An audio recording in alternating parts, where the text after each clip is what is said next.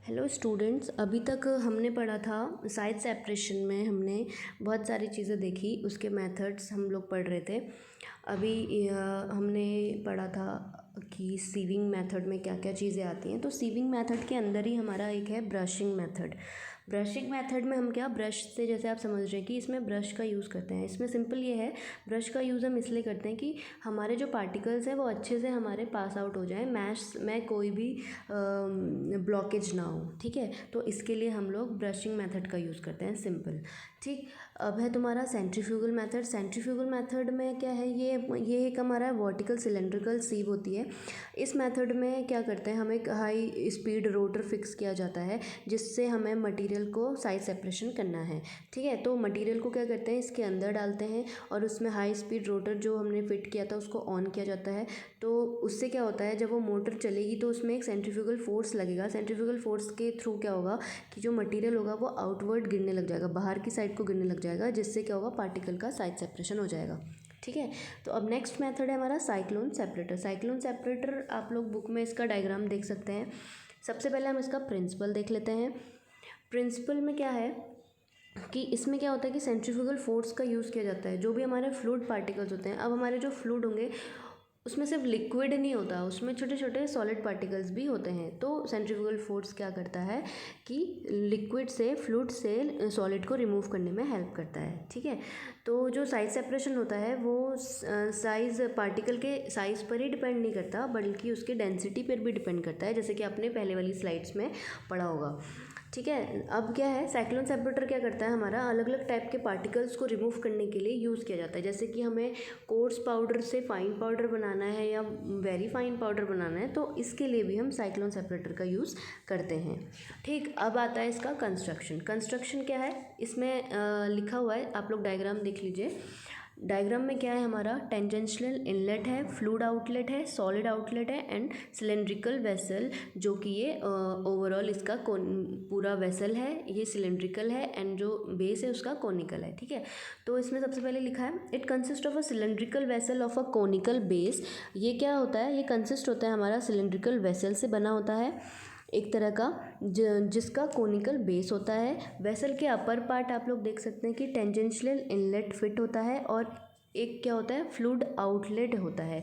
तो टेंजेंशियल से हम क्या करेंगे, फीड करवाएंगे, पार्टिकल्स को फीड कराते हैं, उसके अंदर डालते हैं। तो जो फ्लूइड होगा वो अपर साइड से बाहर चला जाएगा एंड जो सॉलिड होगा वो नीचे को इकट्ठा होते जाएगा।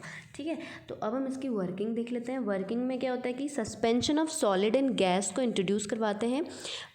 जो भी हमारा सॉलिड का सस्पेंशन है उसको हम क्या करेंगे, इंट्रोड्यूस करवाएंगे हम टेंजेंशियल इनलेट से, उसको हम अंदर डालेंगे उसके, और वेरी हाई स्पीड में उसको मूव करवाएंगे। तो एक रोटेटरी मूवमेंट आ जाएगा वेसल में। तो उससे क्या होगा कि जो फ्लूइड के जो फाइन पार्टिकल्स होते हैं वो हमारे फ्लूइड आउटलेट से रिमूव हो जाएंगे।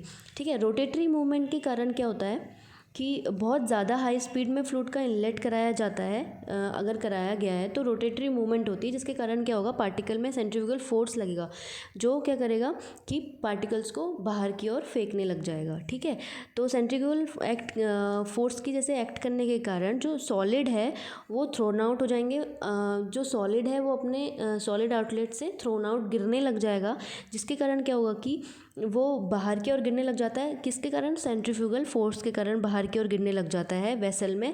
देन क्या करते हैं, ये कोनिकल बेस में कलेक्ट हो जाएंगे, जो सॉलिड पार्टिकल्स हैं वो कोनिकल बेस में कलेक्ट हो जाएंगे एंड देन जो फिर वहाँ से हम उसको क्या करते हैं, कलेक्ट कर लेते हैं। ठीक है, सिंपली इसमें कुछ नहीं है वर्किंग में, सिंपली ये आप लोग ये देखना कि सस्पेंशन ऑफ सॉलिड का एक सस्पेंशन है जिसको हम इंट्रोड्यूस करवाते हैं, फीड करवाते हैं, टेंजेंशियल इनलेट से फीड करवाते हैं। फिर उसको क्या, फीड कराने के बाद एक रोटेटरी मूवमेंट होता है, एक हाई वेलोसिटी में, हमने बोला था ना कि एक रोटर फिक्स किया जाता है, तो एक हाई वेलोसिटी में क्या होगा कि एक रोटेटरी मूवमेंट होगा वेसल में। मूवमेंट जो होगा तो जो फ्लूइड होंगे उसके लिक्विड पार्टिकल्स जो होंगे वो अपर साइड से बाहर की ओर गिरने लग जाएंगे, और जो सॉलिड पार्टिकल्स होंगे वो मूवमेंट के कारण कोनिकल बेस में आउटवर्ड गिरने लग जाएंगे एंड कोनिकल बेस में आने के बाद हम उसको, वो क्या होंगे, कोनिकल बेस में आने के कारण कोनिकल बेस में आने के बाद सॉलिड आउटलेट से वो बाहर की ओर गिर जाएंगे और हम उसको क्या करेंगे, इकट्ठा कर लेंगे, उसको हम कलेक्ट कर लेंगे। ठीक है, अब क्या है, इसका यूजेस है। These are use to separate the suspension of solid and a gas. ठीक है, तो इसका मतलब ये है कि कहाँ पे यूज़ किया जाता है इसका, सॉलिड सस्पेंशन को सेपरेट करने में इसका यूज़ किया जाता है। लिक्विड में जो भी सॉलिड प्रेजेंट होता है उनको रिमूव करता है, क्या कौन करता है, साइक्लोन सेपरेटर। अब थर्ड है हमारा एयर सेपरेटर। एयर सेपरेटर इसमें क्या होता है, अभी तक हमने जो साइक्लोन पढ़ा था उसमें क्या होता था, टेंजेंशियल इनलेट होती है, उसमें फीड करा जाता है, सेंट्रीफ्यूगल फोर्स एक्सपीरियंस होता है उसमें, उसके कारण जो भी सॉलिड पार्टिकल्स है वो बाहर की तरफ गिरने लग जाते हैं, जो फ्लूइड है वो अपर पार्ट से बाहर निकल जाएगा। तो एयर सेपरेटर में क्या होता है, ये भी सेम साइक्लोन सेपरेटर की तरह ही काम करता है, उसी के प्रिंसिपल पर काम करेगा। बट इस केस में क्या होता है कि फीड को इनलेट कराया जाता है। इसमें लिखा है it works on the same principle. ठीक है, इसमें लिखा है it works on the same principle as that of cyclone separator, but in case the air movement is obtained by means of rotating disc and blade. Simple इसमें लिखा है कि जो हमारा एयर सेपरेटर है वो भी साइक्लोन के प्रिंसिपल पर ही काम करता है, बट इस केस में क्या होता है कि फीड को इनलेट कराया जाता है, फिर उसमें जो एयर मूवमेंट होती है फीड कराने के बाद, आप लोग डायग्राम देख सकते हैं बुक में, जो एयर मूवमेंट होती है फीड कराने के बाद वो क्या करती है, by means of rotating disc, वो रोटेट होती है उसके डिस्क पर। इसमें एक तरह की डिस्क लगी हुई है और एक ब्लेड लगी हुई है। ठीक है, जब वो रोटेट होगी तो डिस्क और ब्लेड्स के कारण जो भी मूवमेंट अचीव होती है उससे क्या होगा कि हमारे जो पार्टिकल्स हैं वो फाइनली कन्वर्ट होने लग जाते हैं, उनका साइज सेपरेशन होने लग जाता है। ठीक है, ये डिस्क और ब्लेड्स के कारण। ठीक, फिर है to improve the separation the stationary blades are used. Separation को इम्प्रूव करने के लिए इसमें हम क्या करते हैं, स्टेशनरी ब्लेड्स का यूज़ किया जाता है। फिर by controlling these blades and the speed of rotation it is possible to vary the size at which size separation occurs. तो ये जो ब्लेड होती है इसकी स्पीड को कंट्रोल कर पाएँ तो अगर इसकी स्पीड को अगर हम कंट्रोल कर सकते हैं तो जो साइज़ का हमें पार्टिकल चाहिए होता है वो साइज़ का हमें पार्टिकल मिल जाता है। ठीक, अब इसका कंस्ट्रक्शन सेम साइक्लोन सेपरेटर की तरह ही है, थोड़ा थोड़ा। आप लोग इसका डायग्राम देख लीजिए, इसमें है एक फीड इनलेट है, रोटेटिंग डिस्क है, रोटेटिंग ब्लेड है, सिलिंड्रिकल वेसल है जो कि जिसका बेस होता है कोनिकल, एंड एक आउटलेट है, हैवी पार्टिकल के लिए एक अलग से आउटलेट बनाया गया है, एंड फाइन पार्टिकल्स के लिए अलग से आउटलेट बनाया गया है। ठीक है, तो इसका कंस्ट्रक्शन देख लेते हैं। It consist of a cylindrical vessel with a conical base. इसमें सेम वही है कि सिलेंड्रिकल वेसल होता है जिसका कोनिकल बेस होता है। In the upper part of the separator the vessel is fitted with feed inlet and the base there are two outlet, one for the fine particle and other the heavy particle। इसमें सबसे पहले देखिए upper part में क्या है कि feed inlet होती है, अपर पार्ट में फीड इनलेट हुई, बेस में दो आउटलेट होते हैं, फर्स्ट है एक होता है हमारा फाइन पार्टिकल्स के लिए और दूसरा होता है हमारा हैवी पार्टिकल्स के लिए। ठीक, और the rotating disc and rotating blades are attach to the central shaft to produce air movement. ठीक है, तो रोटेटिंग डिस्क और रोटेटिंग ब्लेड्स जो होते हैं वो अटैच होते हैं हमारे सेंट्रल में हमारे डिस्क और ब्लेड हम अटैच करते हैं, जो कि क्या करता है, एयर मूवमेंट उससे क्या होती है, अच्छे से हो पाती है। उसके कारण एयर मूवमेंट अच्छे से होगी तो हमारे पार्टिकल्स भी अच्छे से सेपरेट होने में हेल्प करेंगे। ठीक, अब हम इसकी वर्किंग देख लेते हैं। सिंपल इसकी वर्किंग है, हमने पाउडर लिया, पाउडर को हमने फीड कराया इनलेट के थ्रू, फीड इनलेट जो है उसके थ्रू हमने अपना पाउडर पास कराया। फिर जो रोटेटिंग डिस्क पे मतलब हमारा अब पाउडर पास करवाएंगे, फीड करवाएंगे तो हमारा गिरेगा डिस्क पर जो भी गिरता है तो हमारे क्या होता है कि मूवमेंट होती है, एक हम अटैच होती है, एक रोटेटरी मोटर एक अटैच कर सकते हैं हम, तो एक मूवमेंट होती है। तो उससे क्या होता है कि रोटेटिंग ब्लेड एक तरह का एयर करंट प्रोड्यूस करता है। तो जो फाइन पार्टिकल्स होते हैं वो एयर करंट के थ्रू कैरी कर लिए जाते हैं और जो वहाँ थ्रो करता है जहाँ एयर वेलोसिटी थोड़ा कम होती है, फाइन पार्टिकल से वहीं गिरेंगे जहाँ पे एयर वेलोसिटी थोड़ा कम होगी। ठीक है, मैंने जैसे बताया कि यहाँ पे दो चीज़ें, एक हैवी पार्टिकल के लिए आउटलेट बनी हुई है, एक फाइन पार्टिकल के लिए आउटलेट बनी हुई है। तो फाइन पार्टिकल वहीं पे गिरेंगे जहाँ पे वेलोसिटी थोड़ा कम होगी। देन फाइन पार्टिकल को आउटवर्ड फेंका जाता है और आउटलेट फॉर फाइन पार्टिकल के थ्रू वहाँ से हमें कलेक्ट कर लिया जाता है। है, ठीक है। एंड सेम वे जो हैवी पार्टिकल्स होंगे वो हम कहाँ से कलेक्ट कर लेंगे, आउटलेट फॉर हैवी पार्टिकल से हम उसको कलेक्ट कर लेंगे, ठीक है। सिंपल, इसकी वर्किंग में कुछ नहीं करना है। पाउडर को हमने क्या किया, इनलेट कराया, कहाँ से, फीड इनलेट से हमने इनलेट कराया, जो भी हमें जिसका भी हमें साइज सेपरेशन करना है। तो वो कहाँ पे गिरेगा, रोटेटिंग डिस्क में गिरेगा। रोटेटिंग डिस्क हमारी ब्लेड से अटैच होती है, तो क्या होती है वो ब्लेड में क्या होगा, अब एक तरह का एक रोटेटरी मूवमेंट होगा, ठीक है। एयर करंट प्रोड्यूस होगा, वहाँ पे एक मूवमेंट होगा। तो जो फाइन पार्टिकल्स होंगे, एयर करंट के कारण क्या होगा कि वो फाइन पार्टिकल हमारे नीचे की तरफ गिरने लग जाएंगे और उधर की साइड को गिरेंगे जहाँ पे हमारी एयर वेलोसिटी थोड़ा कम होती है, ठीक। तो फाइन पार्टिकल हम कहाँ से कलेक्ट करेंगे, जो आउटलेट है फाइन पार्टिकल्स का आउटलेट है वहाँ से हम कलेक्ट करेंगे। और हैवी पार्टिकल्स हम हैवी आउटलेट है जो हैवी पार्टिकल का, वहाँ से कलेक्ट कर लेंगे, ठीक है। अब इसकी है, अब हम यूजेस देख लेते हैं। इसका यूजेस क्या है इसका, it is often attached to the ball mill और hammer mill to separate and return oversize particle for further size reduction. अब इसमें क्या है, साइज रिडक्शन जो आपने पढ़ा था पहले चैप्टर, उसमें कुछ मिल्स यूज़ की जाती हैं। बॉल मिल्स हो गई, ठीक है, हैमर मिल्स हो गई, बहुत तरह के आप लोगों ने मिल्स पढ़ी होगी। तो इसमें जो एयर सेपरेटर होता है, मिल्स के साथ अटैच किया जाता है जो एयर सेपरेटर, तो ओवरसाइज पार्टिकल जो होते हैं इस मिल से, उनको फर्दर रीप्रोसेसिंग के लिए भेजा जा सकता है, ठीक है। अगर इनसे जो भी पार्टिकल, साइज रिडक्शन में अगर जो भी पार्टिकल्स हमारे ओवरसाइज रह जाते हैं, हमारे उतने पार्टिकल्स नहीं मिल पाते हैं जो हमें चाहिए, तो फिर हम उनको दोबारा से प्रोसेसिंग के लिए भेज सकते हैं। मतलब साइज सेपरेट करेंगे उनका, देन उसके बाद हम उसको यूज़ में लाएंगे, ठीक है। अब लास्ट है हमारा इलुट्रिएशन मेथड। इलुट्रिएशन मेथड का डायग्राम भी आप लोग बुक में देख लेना, या जो मैंने बनाया है थोड़ा बहुत वहाँ पे आप लोग देख लो। इसमें क्या करते हैं, in this method size separation of powder is based on the low density of fine particles and high density of coarse particle, ठीक है। तो इस मेथड में क्या होता है कि साइज सेपरेशन किस बेसिस पे कैरी आउट करते हैं, ये हम देखेंगे इसमें कि साइज सेपरेशन हम इसमें कैसे करेंगे, ठीक है। इसमें फाइन पार्टिकल की लो डेंसिटी होती है और कोर्स पार्टिकल्स जो होते हैं उनकी हाई डेंसिटी होती है, ठीक। इलुट्रिएशन टैंक का हम इसमें यूज़ करते हैं, क्यों यूज़ करते हैं, ताकि हम उससे उस टैंक के थ्रू हम लोग ये सेपरेट कर सकें, कोर्स और फाइन पार्टिकल को हम सेपरेट कर सकते हैं आफ्टर लेविगेशन। अब लेविगेशन क्या होता है, levigation is the process of grinding an insoluble substance to a fine powder while wet. अब लेविगेशन क्या होता है कि जो इनसॉल्युबल सब्सटेंस जो होते हैं जिनको हम ग्राइंड करते हैं फाइन पाउडर के फॉर्म में, जब वो वेट होते हैं तो उनको हम क्या करते हैं कि उनको हम ग्राइंड करते हैं। ग्राइंड वाली जो मेथड होती है जब पाउडर्स को वेट होते हैं उस मेथड को हम बोलते हैं लेविगेशन मेथड, ठीक है। नेक्स्ट पॉइंट है, द ड्राई पाउडर और paste made from levigation process is mixed with large quantity of water and made suspend in the tank.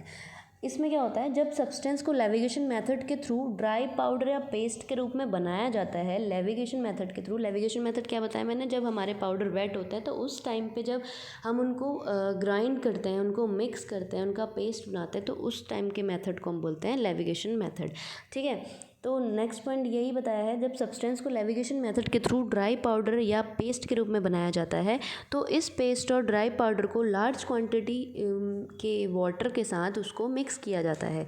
तो उसको फिर हम क्या करते हैं, उस टैंक में डाल देते हैं। जब उसका पेस्ट या ड्राई पाउडर बन जाएगा तो उसको वाटर के साथ मिक्स करेंगे, देन उसको हम टैंक में डाल देंगे, ठीक है। बिकॉज उसको हमने वाटर में डिज़ोल्व किया है तो जो हैवी पार्टिकल्स होंगे वो नीचे सेटल डाउन, ऑब्वियसली जो हैवी पार्टिकल्स होते हैं वो नीचे सेटल डाउन हो जाते हैं, जैसे कि हमें पता है, ठीक है। तो उस मिक्सचर में हर टाइप के पार्टिकल्स होते हैं, हैवी पार्टिकल्स भी हैं, फाइन भी हैं, वेरी फाइन पाउडर पार्टिकल्स भी हैं, ठीक है, जो वाटर के अलग अलग लेवल पे सस्पेंड होने लग जाते हैं। सबसे ज़्यादा हैवी पार्टिकल नीचे होते हैं, फिर उससे थोड़ा ऊपर, ठीक है। तो इसमें क्या होता है कि फिर क्या करते हैं, हम सैम्पल्स को ड्रॉप करते हैं अलग अलग हाइट से और ड्राई करते हैं, ठीक है। जो इसमें क्या है, ये जो टैंक लगी हुई है ये पूरा एक टैंक है, इसमें जो ये आपके नल टाइप शेप का एक बनाया हुआ है वो एक नल ही है, ठीक है। तो इसमें क्या होगा कि जैसे कोर्स पार्टिकल सबसे नीचे होते हैं, फाइन ऊपर, सब वेरी फाइन सबसे ऊपर, ठीक है। तो अगर हम सबसे ऊपर से खोलेंगे तो सिर्फ हमारे वेरी फाइन पार्टिकल्स नीचे को गिरेंगे। तो इस मेथड में सिंपली यही बताया गया है कि अलग अलग लेवल से हम वाटर के साथ सस्पेंड होने लगते हैं, तो फिर क्या करते हैं, हम सैम्पल को ड्रॉप किया जाता है अलग अलग हाइट से, फिर उनको ड्राई किया जाता है, ठीक। तो इसमें हमें क्या करना है, जो हमें पार्टिकल्स मिलते हैं, तो अगर हमें वेरी फाइन पार्टिकल्स चाहिए तो हमें सबसे ऊपर से उसे गिराना पड़ेगा, अगर हमें फाइन पार्टिकल चाहिए तो उसके नीचे से, तो ऐसे करके वहाँ पे सेक्शंस बने होते हैं, ठीक है। अब क्या है, nowadays an illustration process the particle are suspension in moving fluid generally water and air, ठीक। आजकल इलिस्ट्रेशन प्रोसेस में क्या होता है कि इसके और भी डायग्राम्स हैं बुक में, आप लोग देख लेना। आजकल क्या होता है इस मेथड में कि पार्टिकल्स को सस्पेंड किया जाता है मूविंग फ्लूइड में, ठीक है। मूविंग फ्लूइड में सस्पेंड कर देते हैं पार्टिकल्स को। ये फ्लूइड क्या करता है, मूव करता रहता है, इसके कारण साइज सेपरेशन कैरी आउट किया जा सकता है। फाइन पार्टिकल्स जो होते हैं वो ऊपर तैरने लगते हैं, और जो कोर्स पार्टिकल होते हैं वो नीचे से कलेक्ट कर लेते हैं, ठीक। एक तरह का सिलेंड्रिकल, एक तरह का, जैसे आप लोगों ने देखा होगा, एक तरह का एक ऑक्सीजन पंप जो आपने देखा है, उसके सिलेंडर के शेप में होता है, ऊपर से फाइन पार्टिकल्स निकलते हैं और नीचे से हमारे कोर्स पार्टिकल्स निकल जाते हैं, ठीक है। तो आजकल वो तो एक सिंगल इल्यूट्रेशन प्रोसेस होगी, एक टैंक वाला जो आपने देखा था डायग्राम, और आजकल एक मल्टी यूज़ इलिट्रेशंस भी आते हैं, सिलेंड्रिकल शेप में मल्टी यूज़ होते हैं कि वो एक दूसरे से अटैच होते हैं, ठीक है। तो जो आजकल इलिट्रेशन यूज़ होते हैं उसमें क्या होता है कि एक वर्टिकल कॉलम्स होते हैं जिसमें बॉटम्स में इनलेट होता है, आउटलेट होता है कोर्स पार्टिकल्स के लिए, ठीक। ओवरफ्लो टॉप में फाइन पार्टिकल्स के लिए होता है, अगर कोई किसी चीज़ में ओवरफ्लो है तो वो फाइन पार्टिकल्स के लिए होता है। वन कॉलम मल्टीपल इल्यूट्रेशन, हमें सिंगल सेपरेशन और दो तरह के फ्रैक्शंस मिलते हैं, तो इसमें क्या करते हैं हम मल्टी यूज़ इल्यूट्रेशर्स का यूज़ करते हैं, ठीक है। सॉरी, तो मल्टी यूज़ इल्यूट्रेशन में ट्यूब्स कनेक्ट होते हैं सीरीज़ में, ठीक है। सिंगल वाले में तो एक सिंगल ही होगा, मल्टी यूज़ वाले में बहुत सारे ट्यूब्स कनेक्ट होते हैं जहाँ से फीड इनलेट कराते हैं। तो सबसे ज़्यादा वेलोसिटी फर्स्ट ट्यूब में होगी, अगर सबसे पहले हमने कोई पार्टिकल्स हमने डाला तो सबसे ज़्यादा फर्स्ट पार्टिकल में ही जमा हो सकता है, फर्स्ट ट्यूब में जमा हो सकता है वो चीज़, ठीक है। फिर उसको हम नेक्स्ट ट्यूब में, अगर हमने ट्यूब खोल दिया तो वो सारे पार्टिकल्स उसमें नहीं जाएंगे, उसमें सिर्फ वही पार्टिकल जाएंगे जो उसमें जा सकते हैं। फिर उसके बाद नेक्स्ट वाले में क्या होगा, फिर वहाँ से भी उतने ही पार्टिकल जाएंगे जो उसमें जा सकते हैं। तो मतलब सबसे पहली वाली टैंक में कोर्स पार्टिकल आ गया, उसके बगल वाली टैंक में फाइन पार्टिकल्स आ गया, और उसके बगल वाली टैंक में वेरी फाइन पार्टिकल्स आ गया। फिर वहाँ से हम उनको जिस टाइप के हमें पार्टिकल्स चाहिए, फिर वहाँ कोर्स चाहिए तो हमें फर्स्ट टैंक से हम उसको कलेक्ट कर लेंगे, फाइन चाहिए तो हम सेकंड वाले से कलेक्ट कर लेंगे, फिर उसको कलेक्ट करके हम ड्राई कर देते हैं, ठीक है। तो यही होता है इल्यूट्रेशन मेथड। इसमें आप बिल्कुल भी कंफ्यूज मत होना, थोड़ा कंफ्यूजिंग है। सबसे पहले क्या है, इल्यूट्रेशन मेथड में एक टैंक होती है, ठीक। सबसे पहले टैंक होती है, तो जब हम उसमें फीड इनलेट कराते हैं तो कोर्स पार्टिकल नीचे आ जाएगा, फाइन ऊपर, वेरी फाइन सबसे ऊपर, ठीक है। तो जो कोर्स पार्टिकल होगा वो हम सबसे नीचे वाले से कलेक्ट कर लेंगे, फाइन पार्टिकल हम उसके ऊपर वाले से कलेक्ट कर लेंगे, ठीक है। फिर आज के टाइम में क्या होता है कि एक मूविंग फ्लूइड में हम फीड को इनलेट कराते हैं, एक उस टाइप का होता है इल्यूट्रेशन, एक उस टाइप का प्रोसेस जो मूविंग फ्लूइड में हम उसको इनलेट कराते हैं। तो उससे क्या होगा कि जो फाइन पार्टिकल होंगे वो ऊपर ही तैरने लग जाते हैं और कोर्स पार्टिकल नीचे बैठ जाते हैं। तो कोर्स पार्टिकल को हम नीचे से कलेक्ट कर लेंगे और फाइन पार्टिकल को ऊपर से कलेक्ट कर लेंगे।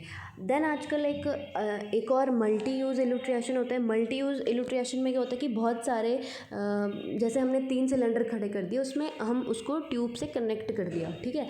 तो जब हम फर्स्ट वाले में फीड इनलेट कराएंगे तो कोर्स पार्टिकल हमारे फर्स्ट वाले में रह जाएंगे, फाइन पार्टिकल दूसरे ट्यूब में चला जाएगा, उस वेरी फाइन उसके बाद, ठीक है। तो जिस साइज़ के हमें पार्टिकल्स चाहिए तो हम उस साइज़ के पार्टिकल उस ट्यूब से कलेक्ट करके ड्राई कर देंगे। तो इस तरीके से भी हम साइज सेपरेशन कर सकते हैं, ठीक है। अब इसका एडवांटेज क्या है इस प्रोसेस का, ये एक तरह की क्या है, कॉन्टीन्यूस प्रोसेस है, ये बहुत ज़्यादा यूज़ होने वाली प्रोसेस है, ये आजकल भी यूज़ होती है, ठीक है।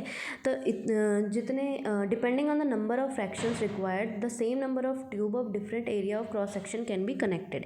जितने नंबर के फ्रैक्शंस रिक्वायर्ड हैं उतने नंबर के ट्यूब्स एरिया कनेक्ट कर सकते हैं। ये एक क्विक प्रोसेस है, जल्दी हो सकती है मेथड ऑफ सेपरेशन में।